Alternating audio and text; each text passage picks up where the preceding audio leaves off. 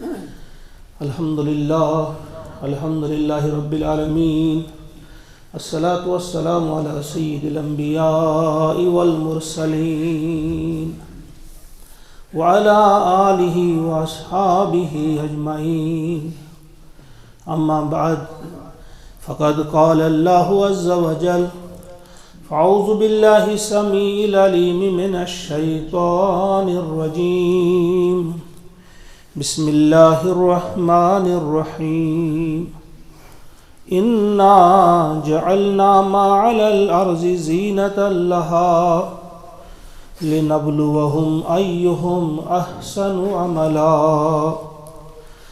وَإِنَّا لَجَاعِلُونَ مَا عَلَيْهَا سَعِيدًا جُرُزًا آمنت بِاللَّهِ صدق اللَّهُ العظيم رب اشرح لي صدري ويسر لي أمري واحلل عقدة من لساني يفقهوا قولي رب زدني علما ربنا زدنا علما وحلما وفهما والحقنا بالصالحين ربنا تقبل منا انك انت السميع العليم۔ معزز و محترم حاضرین، السلام علیکم ورحمۃ اللہ وبرکاتہ۔ سورۃ الکہف کی یہ دو آیات نمبر 7 اور 8 میں نے آپ کے سامنے تلاوت کی ہے۔ آپ سب جانتے ہیں کہ جمعہ کے دن سورۃ الکہف پڑھنے کی بڑی فضیلت آئی ہے۔ بہرحال ہم ان دو آیات کو آج سمجھنے کی کوشش کریں گے۔ اللہ سے دعا ہے کہ وہ ہم سب کو توفیق عطا فرمائے کہ ہم نیک نیتی کے ساتھ اللہ کی رضا حاصل کرنے کے لیے اور اپنی زندگی کو بدلنے کے لیے اپنے خیال اور اپنی فکر کو تبدیل کرنے کی نیت سے اس آیت کو سمجھیں۔ سب سے پہلی بات جو ہوتی ہے، جب بھی ہم قرآن کی کسی بھی آیت کو پڑھنے یا سننے یا غور و فکر کرنے کی کوشش کرتے ہیں تو اس میں سب سے پہلی بات جو ہوتی ہے وہ اس کے سامنے ایک طالب علم کی حیثیت سے جانا ہے۔ قرآن سے کچھ سیکھنا ہے تو جب ہم اپنے آپ کو طالب علم بنائیں گے، مانیں گے، کچھ ایسا زمانہ آیا ہے کہ آج ہم یہیں سے قرآن کو سکھاتے ہیں، اپنی منمانی کرتے ہوئے اپنے ہی معنی پہناتے ہیں، خود بدلتے نہیں، قرآن کو بدل دیتے ہیں۔ جو علامہ اقبال علیہ الرحمہ نے فرمایا ہے، خود کو بدلنے کی جگہ ہم قرآن کو ہی بدلنے کی کوشش کرتے ہیں۔ تو بہرحال سب سے پہلے اسی لیے ہم سے حکم ہوا ہے کہ جب آپ قرآن پڑھیں گے فَإِذَا قَرَأْتَ الْقُرْآنَ فَاسْتَعِذْ بِاللَّهِ، تو سب سے پہلے شیطان سے پناہ مانگنی چاہیے۔ اعوذ باللہ من الشیطان الرجیم، شعور کے ساتھ پڑھنا چاہیے۔ تو آئیے اب اس آیت کی طرف۔ اللہ کا ارشاد ہوتا ہے انا جعلنا ما علی الارض، بے شک ہم نے بنایا جو کچھ بھی اس زمین پر ہے، ہم نے اسے بنایا ہے زینۃ لہا، اس کے لیے زینت یعنی زمین کے لیے بناؤ سنگھار۔ زمین پر جو کچھ بھی ہے اس کو زمین کے لیے بناؤ سنگھار بنایا گیا ہے۔ کیوں بنایا گیا ہے؟ ساتھ ہی فرمایا لِنَبْلُوَهُمْ أَيُّهُمْ أَحْسَنُ عَمَلًا، تاکہ ہم آزمائیں انہیں، ان لوگوں کو، کہ ان میں بہتر عمل کون کرتا ہے۔ عمل کے اعتبار سے بہتر کون ہے، حسین اور خوبصورت اچھے اور بھلے کام کون کرتا ہے، اسی لیے ہم نے اس کو بنایا ہے۔ وَإِنَّا اور بے شک ہم لَجَائِلُونَ یقیناً ہم بنانے والے ہیں، ما علیہا جو کچھ اس پر ہے اسے ہم بنانے والے ہیں، سعیداً جروزا ایک چٹیل میدان، یعنی اس کو ہم نے صاف کرنا ہے اور بالکل اسے چٹیل میدان بنا دینا ہے۔ وقت آئے گا جو اس کا مقصد ہے بنانے کا وہ یہ ہے کہ یہ ایک امتحان گاہ ہے، لوگوں کے امتحان کے لیے ہم نے اسے بنایا۔ جو ہی ہم اس امتحان سے فارغ ہو جائیں گے، یعنی ہمارا کام پورا ہو جائے گا، امتحان مکمل ہوا، تو ہم اس کو چٹیل میدان بنا دیں گے۔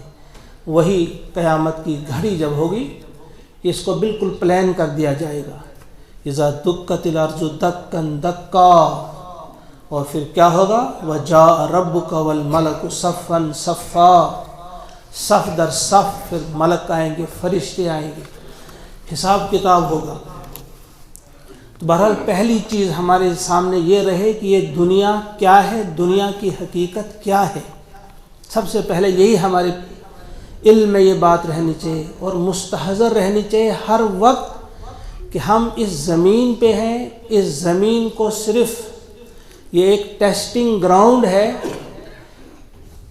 اسی وقت تک یہ رہے گی اس حال میں جب تک ہمارا امتحان لینا مقصود ہے، پھر اس زمین کو ختم کر دیا جائے گا اور ہم کو بھی واپس بلا لیا جائے گا۔ جس طرح سورہ آل عمران آیت نمبر 185 میں اللہ کا ارشاد ہوتا ہے، کل نفس ذائقۃ الموت، ہر جاندار کو موت کا مزہ چکھنا ہے، وَإِنَّمَا تُوَفَّوْنَ أُجُورَكُمْ يَوْمَ الْقِيَامَةِ، اور قیامت کے دن تمہیں تمہارے اجور، تمہاری مزدوری تمہیں ملے گی، جو کچھ تم نے کیا ہوگا، اچھا کیا ہوگا اس کا صلہ ملے گا، برا کیا ہوگا اس کی سزا ملے گی۔ فَمَنْ زُحْزِحَ عَنِ النَّارِ، پس اس روز جو بچا لیا گیا آگ سے، جو جہنم سے بچا لیا گیا، وَأُدْخِلَ الْجَنَّةَ اور داخل کر دیا گیا جنت میں، فَقَدْ فَاز، بس وہی کامیاب ہے، وہ کامیاب ہو گیا۔ کون کامیاب ہے؟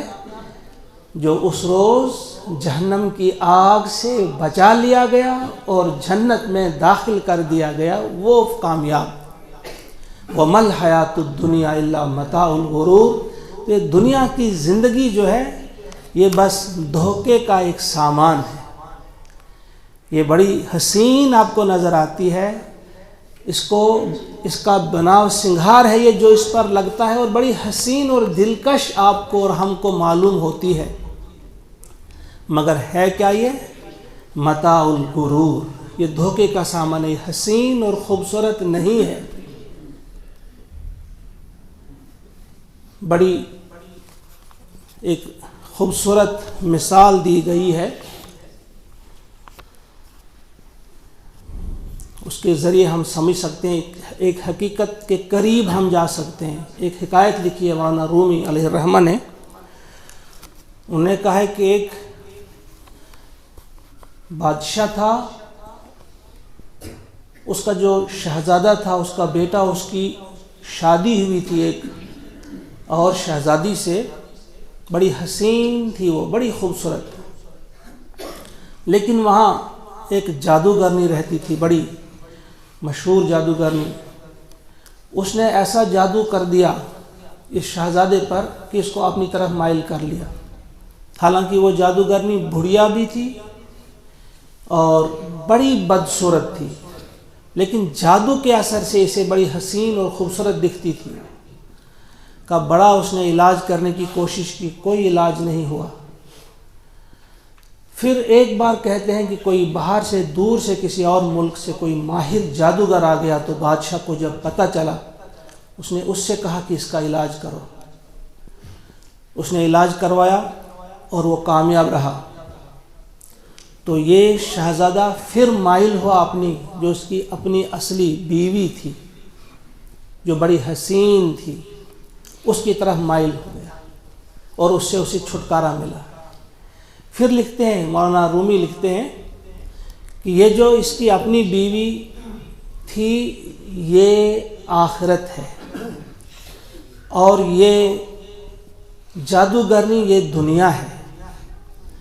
حقیقت میں دنیا بڑی بدصورت ہے اور عمر رسیدہ ہے، اب عمر ختم ہونے والی ہے اس دنیا کی، یہ دنیا فنا ہونے والی ہے، یہ بڑھیا ہے اور بدصورت ہے، مگر اس نے ایسا جادو کر دیا ہمارے آنکھوں پر کہ ہمیں یہ دنیا بڑی حسین نظر آتی ہے، خوبصورت نظر آتی ہے، حالانکہ حقیقت یہ ہے کہ خوبصورت آخرت ہے۔ یہ جو آیت کریمہ آپ کے سامنے پڑھی گئی ہے اس میں دراصل اس چیز کو ظاہر کر دیا گیا ہے کہ یہ دنیا میں جو کچھ ہے یہ اس کے لیے بنا و سنگھار رکھا گیا ہے صرف اس لیے کہ تمہاری اور ہماری آزمائش ہو۔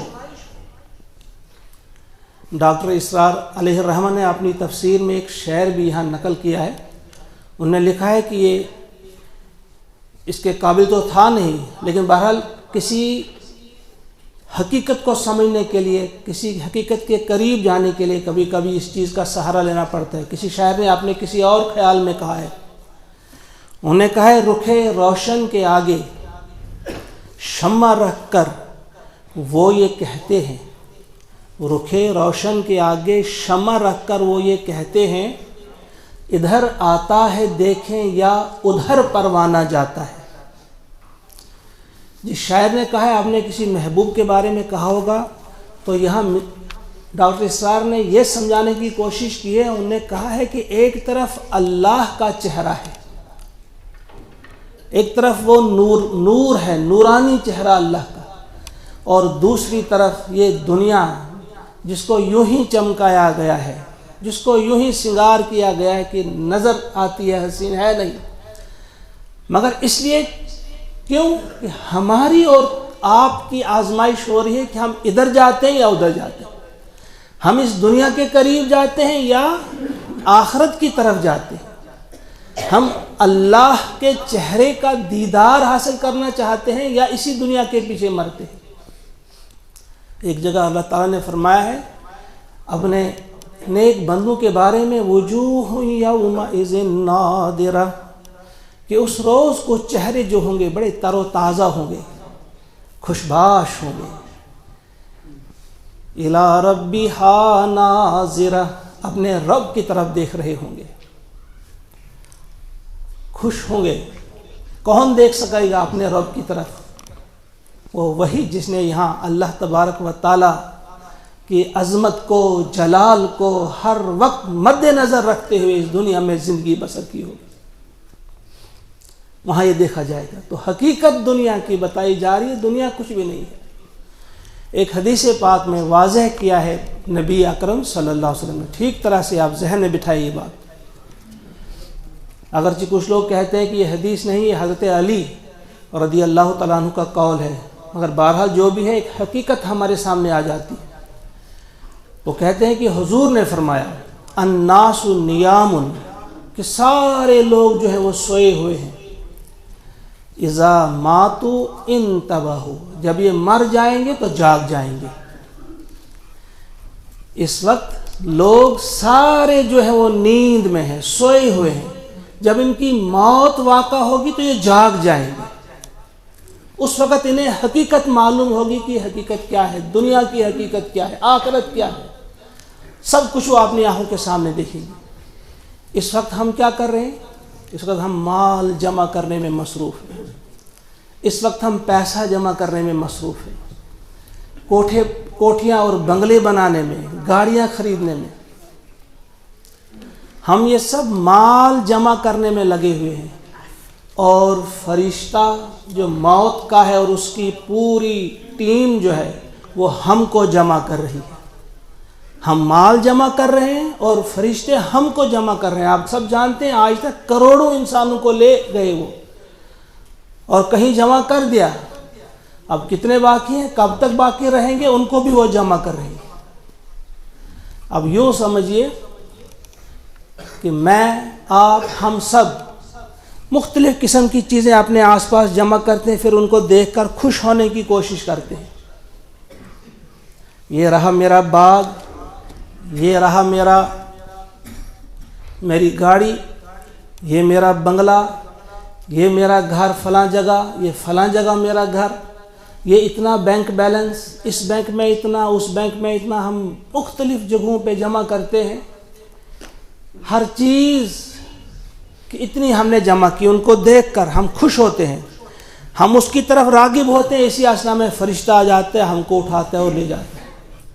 مال یہیں پہ رہ گیا، عیال یہیں پہ رہ گیا، وہ باغات یہیں پہ رہ گئی، بینک بیلنس یہیں پہ رہ گیا. کپڑے نکال لیتے ہیں اس وقت. گاڑی کی چابی آپ کے جیب میں رہے تو اس کو نکال دیتے ہیں، گاڑی یہیں رہی، گاڑی کی چابی نکال لی گئی.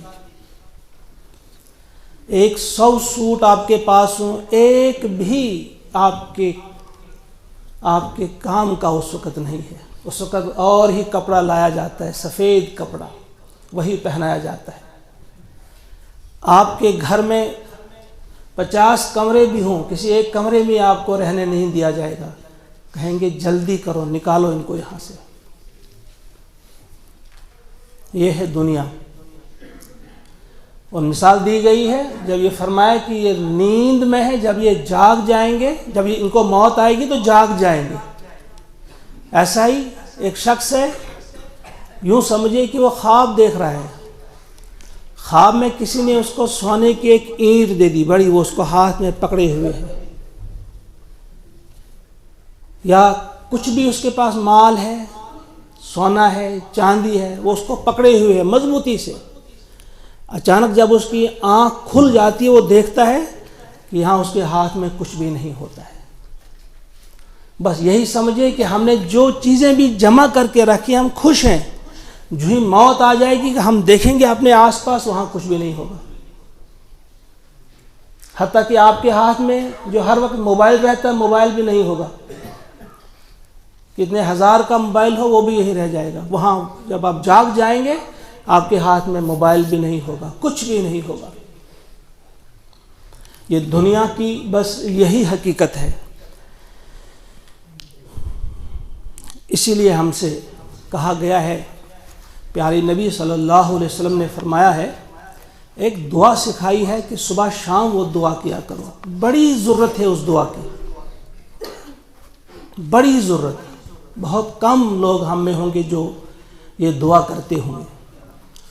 آپ نے وہ دعا جو سکھائی،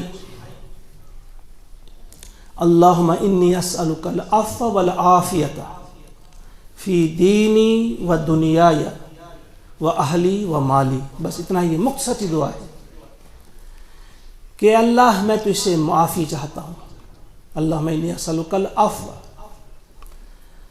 اگر تھوڑی دیر کے لیے آپ جاگتے ہی رہیں گے، اس کے بعد تو سوتے ہی، ہم کھانا کھا کر تو سو ہی جاتے ہیں.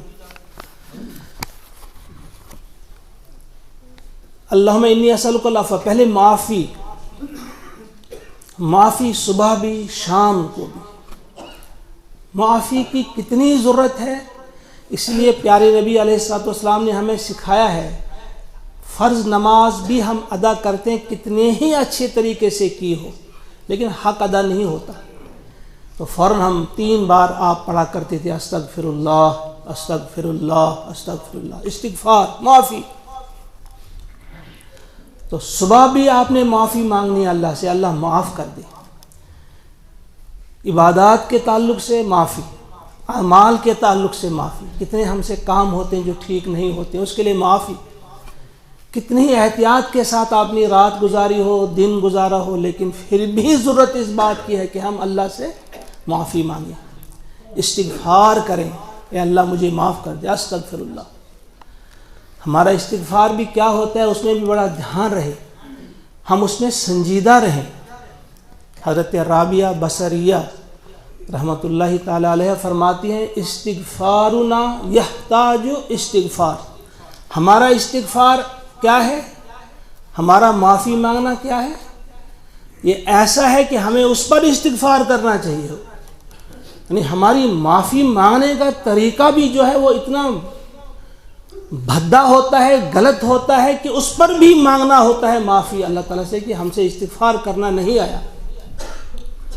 آپ دیکھتے ہیں اکثر جب ہم پڑھتے ہیں استغفر اللہ، کسی کو اشارہ کرتے رہتے ہیں، کسی اور سے بات کرتے رہتے ہیں، یہاں سے کہتے ہیں اللہ کو مجھے معاف کر دے، استغفر اللہ ہور چسن کہتے کرن ہور چسن شور بکواس تھے، استغفر اللہ. گویا ہمارا استغفار کرنا بھی ایسا ہے کہ اس پر بھی استغفار کرنا چاہیے، اس پر بھی معافی مانگنی چاہیے. تو پیارے نبی علیہ الصلوۃ والسلام نے پہلی بات جو سکھائی کہ بس معافی مانگو. دوسری بات سکھائی کیا مانگو؟ والعافیہ، عافیت. عافیت کیا ہے؟ یہ انتہائی جامع دعا ہے کہ میں آپ سے عافیت مانگتا ہوں. عافیت کسے کہتے ہیں؟ عافیت سکون کو کہتے ہیں. یعنی بے چینی نہ ہو، سکون ہو، تکلیف نہ ہو، راحت ہو، پریشانی نہ ہو، خوشی ہو، غم نہ ہو، خوشی ہو، نقصان نہ ہو، نفع ہو.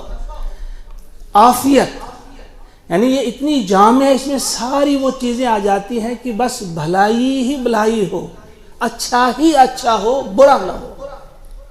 تو فرمایا کہ آپ کیا دعا کیا کرو؟ اللہم انی اسألک العفو والعافیت. پہلے معافی، اس کے بعد عافیت. اب عافیت کس چیز کی؟ فی دینی، پہلے دین کی عافیت مانگو، کیونکہ اس کی بڑی اہمیت ہے. دنیا کی عافیت، دنیا میں راحت، آرام، چین ہو، یہ تو ہے، لیکن دینی عافیت جو ہے اس کی بڑی اہمیت ہے.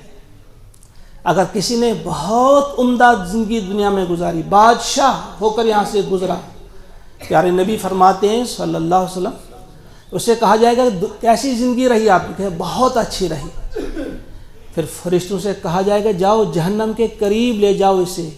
جہنم میں جھونکنا نہیں، صرف قریب لے جانا ہے، صرف ہوا کے ایک دو جھونکے اسے لگے بس. کہتے ہیں جب وہ جائے وہاں لے جائیں گے، واپس لائیں گے، کہیں گے کیا آپ نے کبھی آرام راحت دیکھی ہے؟ وہ کہے گا میں نے اس چیز کو کبھی دیکھا ہی نہیں، وہ راحت کیا ہوتی ہے.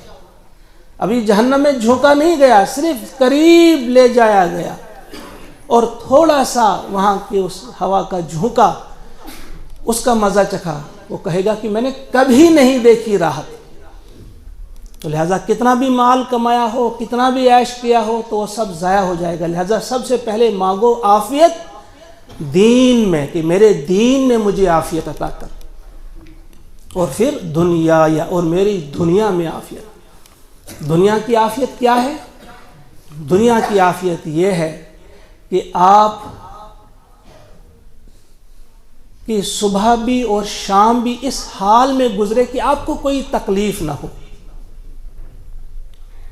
آپ کو کوئی پریشانی نہ ہو کسی بھی اعتبار سے، بچوں کی طرف سے، مال کی طرف سے، صحت کی طرف سے، ہر اعتبار سے آپ اچھے ہیں. یہ دین، یہ دنیا کی عافیت، یہ بھی اللہ نے سکھایا کہ یہ بھی مانگو. اللہ تعالیٰ کبھی نہیں فرماتے کہ دنیا میں مانگو بیماری یا پریشانی، نہیں، دنیا میں بھی عافیت. اور پھر اہلی، اپنے اہل و عیال کے لیے عافیت، اپنے بیٹے اپنے بچوں کے لیے عافیت. آج ہم چاہتے ہیں ان کے لیے عافیت، لیکن اس عافیت میں یہ ذہن میں رہے کہ وہ دینی بھی ہو اور دنیاوی بھی. اگر آپ کا بچہ بہت اونچا جاتا ہے، کسی ایسے مقام پہ آتا ہے کہ ہر چیز اسے دنیا میں میسر ہے، لیکن اگر صرف جہنم کے قریب ہی لیا جائے گا اسے، تو اس کی ساری وہ راحت، ساری خوشیاں، ساری وہ ختم ہو جائیں گی. لہذا اسی لیے کہ عافیت مانگو بچوں کے لیے بھی، اس کے لیے ہوشیار بھی رہو کہ اس قسم کا بندوبست کرو کہ ان کی تربیت ہو، وہ بچیں کل اس جہنم کی آگ سے. ان کے لیے بھی دعا بھی مانگو، ان کو بھی عافیت عطا فرما. اہل کے لیے بھی عافیت، اور پھر مال کے لیے بھی عافیت. مال کی عافیت کیا ہے؟ کہ جو مال آپ کو ملے وہ حلال ذریعے سے ملے. وہ جب خرچ کریں آپ تو وہ ان کاموں میں خرچ ہو جن کو اللہ پسند رکھتا ہے، ورنہ وہ مال عافیت نہیں ہوگا. کتنا بھی ہو، جتنا زیادہ مال ہوگا، اگر اللہ کی نافرمانی میں وہ خرچ ہوگا تو اتنی ہی زیادہ سخت سزا ہوگی۔ اس طرف دھیان میں رکھیے، کیونکہ یہ ایسا ہے آپ خود بھی آپ سمجھ سکتے ہیں ان الفاظ کے معنی، کیونکہ وقت نہیں ہے، تو یہ ذہن میں رہے کہ دینی عافیت، دینی لحاظ سے آپ کو عافیت عطا ہو، اس میں ایک جز یہ بھی آتا ہے، یہ بھی ذہن میں رہے۔ کبھی کبھی انسان اپنے آپ کو بڑا دیندار سمجھتا ہے اور پھر دوسروں پر کفر کے فتوے صادر کرتا ہے، تو کسی کو کافر کہنا جو ہے یہ ایسا ایفیکٹ رکھتا ہے، اس کو کہتے ہیں بومیرنگ ایفیکٹ۔ بومیرنگ کہا جاتا ہے، آسٹریلیا نے ایک ہتھیار بنایا تھا کہ جب وہ دشمن پر چلاتے تھے، اگر نشانہ چوک جاتا تو وہ واپس آتا اسی پر برستا جس نے چلانے والا ہوتا ہے۔ تو اس کا بومیرنگ ایفیکٹ ہے کہ اگر آپ کسی کو کافر کہیں گے، اگر وہ نہیں ہوگا تو آپ ہو جاتے ہیں۔ کتنا محتاط رہنا ہے، چھوٹے چھوٹے اختلافات پر ہم اتنے دور چلے جاتے ہیں اور پھر ایک دوسرے کو کافر کہنا اس کو چھوٹی بات ہم سمجھتے ہیں۔ حضرت محی الدین ابن عربی کا نام آپ نے سنا ہوگا، شیخ اکبر انہیں کہا جاتا ہے، بہت بڑے ولی ہیں، ان کے بارے میں سنا ہوگا آپ نے۔ وہ کہا کرتے ہیں کہ میں اس وقت ایک بہت بڑا عالم تھے، ان سے میری نہیں بنتی تھی، ان کی میرے دل میں نفرت تھی، کیونکہ وہ ان کے پیر کو نہیں مانتا تھا۔ کہا ایک دن میں سویا اور خواب میں میں نے دیکھا نبی اکرم صلی اللہ علیہ وسلم کو۔ انہیں کہا آپ فلاں سے نفرت رکھتے ہیں؟ فلاں نے کہا ہاں رکھتا ہوں اسے۔ کیوں؟ کہا جو میرے مرشد ہیں، میرے پیر ہیں، میرے استاد ہیں فلاں، وہ ان کو نہیں مانتے۔ کہا اچھا، آپ کے پیر کو، آپ کے استاد کو، آپ کے مرشد کو وہ نہیں مانتا؟ کہا نہیں مانتا اسے۔ کہا لیکن یہ تو سنو، اگر تمہارے پیر کو نہیں مانتا ہے، تمہارے رسول کو تو مانتا ہے، تمہارے پیغمبر کو تو مانتا ہے۔ کہتا صبح جو ہی یہ جاگ گیا تو صبح سب سے پہلے اس نے یہی کام کیا، اس کے پاس گئے، اس سے معافی مانگی۔ آج تعصب اس قدر آ گیا ہے کہ ایک دیوبندی عالم ہے، وہ کہتا ہے جب تک نہ میرے دیوبندی علماء کو سب مانیں گے تب تک میں ان سے محبت نہیں کروں گا۔ بریلوی کہتے ہیں جب تک نہ اعلیٰ حضرت کو مانا جائے تب تک میں کسی کو ماننے والا نہیں۔ بھائی اگر کوئی امام احمد رضا خان بریلوی رحمۃ اللہ تعالی علیہ، اگر اس کو کوئی نہیں مانتا لیکن اس کے پیغمبر کو تو وہ مانتا ہے، اگر کوئی دیوبند کے علماء سے اختلاف رکھتا ہے لیکن ان کے پیغمبر کو تو وہ بھی مانتا ہے، اگر کوئی ایک جماعت کے رہبر سے کوئی اختلاف رکھتا ہے لیکن اس جماعت کے رہبر اور رہنما محمد عربی علیہ السلام کو تو مانتا ہے وہ۔ اگر اتنی وسعت ہم میں آ جائے گی، آپسی جھگڑے ختم ہو جائیں گے۔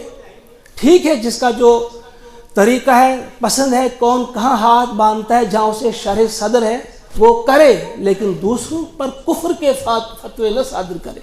وہ یہ سمجھے کہ نبی کو تو ماننے والے۔ پھر اس سے بھی تھوڑا ہمیں بلند ہونا ہے، اس سے بھی بلند ہونا ہے۔ یہ جو اخوت اور بھائی چارہ ہے، اس میں یہ بھی نہیں دیکھنا ہے اگر کوئی آپ کے پیغمبر کو بھی نہیں مانتا ہے، اس سے باہر بھی ہے وہ، لیکن پیغمبر کے خدا کو تو مانتا ہے، لہذا ان سے بھی پیار کیا جانا چاہیے، ان کے ساتھ بھی برادری اور بھائی چارہ قائم ہونا چاہیے، چاہے وہ کسی بھی مذہب کا ماننے والا ہو۔ ابھی پچھلے دنوں ہم نے سنا، آپ نے بھی سنا، راجوری میں کچھ ناحق قتل ہوئے، جو بہت برا ہوا۔ کوئی بھی اس چیز کو، معصوم لوگوں کی جان لینا جو ہے کسی بھی اعتبار سے قابل قبول نہیں، کسی کو بھی یہ حق نہیں پہنچتا کہ کسی کی جان لے وہ۔ ہم اس کی مذمت کرتے ہیں، ہم اسے غلط کہتے ہیں اور پورے زور کے ساتھ ہم کہتے ہیں کہ ایسا نہیں ہونا چاہیے۔ کوئی بھی مذہب اس چیز کی تعلیم نہیں دیتا ہے کہ جو آپ کے دین کو، آپ کے مذہب کو ماننے والا ہو اس سے محبت کرو، باقی لوگوں سے نفرت کرو، ایسا نہیں ہے۔ لہٰذا اس اعتبار سے ہمیں بڑا محتاط رہنا ہے۔ حضور علیہ الصلوۃ والسلام نے جو دعا سکھائی ہے کہ ہمیں عافیت عطا فرما، ہماری دینی معاملات میں بھی ہمیں عافیت عطا فرما۔ ہماری دنیا میں عافیت، ہمارے اہل میں عافیت اور ہمارے مال میں عافیت، یہ بڑی اہم دعا ہے اور بڑی جامع دعا ہے، اس میں کبھی ایک ہی بات انسان کو کہیں سے کہیں لے جاتی ہے۔ تو اس اعتبار سے اللہ تعالیٰ سے ہم اس وقت دعا کرتے ہیں کہ ہم سب کو توفیق عطا فرمائے کہ اس دنیا کی حقیقت ہمارے سامنے آ جائے کہ یہ دنیا کیا ہے۔ یہ ہم بہت ساری چیزیں جمع کر رہے ہیں، یہ سب یہیں پہ رہ جائیں گی، سب ٹھاٹھ پڑا رہ جائے گا جب لاد چلے گا بن جا رہا، یہ سب یہی ہوگا۔ ہم اس وقت جاگ جائیں گے، الناس نیام اذا ماتوا انتبہوا، وہ جاگ جائیں گے، دیکھیں گے یہ ادھر میری گاڑی تھی وہ کہاں گئی، میرے ہاتھ میں چابی تھی گاڑی کی وہ کہاں گئی، ادھر میرا باغ تھا، ادھر میرا فارم تھا، ادھر میرا یہ تھا، ادھر میرا وہ تھا، یہ کہاں گیا، یہ سب کچھ یہیں پہ رہ جائے گا۔ لہٰذا اس آخرت کو سنوارنے کے لیے، اپنے مالک کو خوش کرنے کے لیے، اپنے مولا کو راضی کرنے کے لیے آپسی اختلافات کو بھول جائیے۔ عقیدے اور ایمان کے لیول پہ آپ یہ سوچئے کہ اگر کوئی آپ کے استاد کو نہیں مانتا لیکن آپ کے اس پیغمبر کو تو مانتا ہے، رسول اکرم صلی اللہ علیہ وسلم کو مانتا ہے، لہٰذا اس اعتبار سے اسے ہم کفر کا فتویٰ اس پر صادر نہیں کرتے۔ اور پھر اس سے بھی بلند ہو کر میں نے کہا کہ پیغمبر کے خدا کو جو مانتا ہے یا خدا کو مانتا بھی نہیں ہے، اللہ کا بندہ تو وہ بھی ہے، ایتھیسٹ ہو وہ کوئی بھی ہو، اس سے بھی محبت کرنا سکھایا ہمیں نبی اکرم صلی اللہ علیہ وسلم، اس تک بھی اللہ کا پیغام پہنچانا ہے۔ پروردگار عالم مجھے بھی آپ کو بھی توفیق عطا فرمائے، عقل سے کام لینے کی توفیق عطا فرمائے۔ ربنا تقبل منا انک انت السمیع العلیم۔ السلام علیکم ورحمۃ اللہ وبرکاتہ۔